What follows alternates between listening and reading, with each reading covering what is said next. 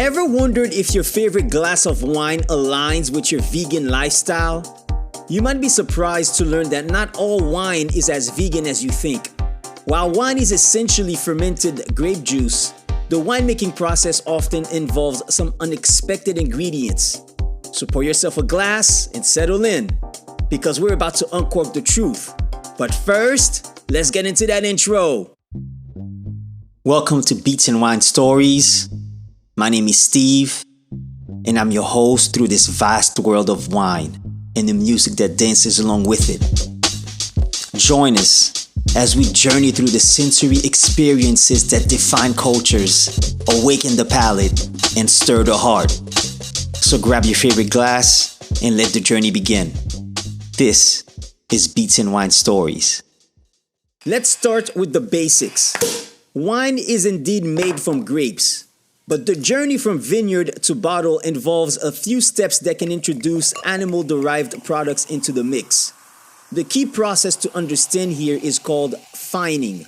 Fining is like giving your wine a beauty treatment. When wine is freshly fermented, it can be cloudy and contain tiny particles that make it look less appealing. To create that crystal clear, sparkling appearance, winemakers use fining agents to bind these particles and remove them. Here's where it gets interesting and not so vegan friendly. Traditionally, many fining agents are derived from animals. For example, isinglass, made from fish bladders, has been a popular choice for centuries. Egg whites, gelatin from animal bones and tissues, and casein, a milk protein, are also commonly used. These agents do their job well, but they leave behind traces of their animal origins in the wine. Now you might be wondering, why can't winemakers use something else? The good news is, many do.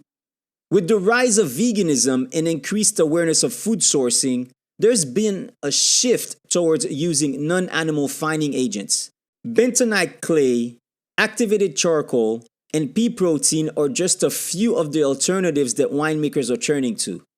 These vegan-friendly options can clarify wine just as effectively without compromising on quality.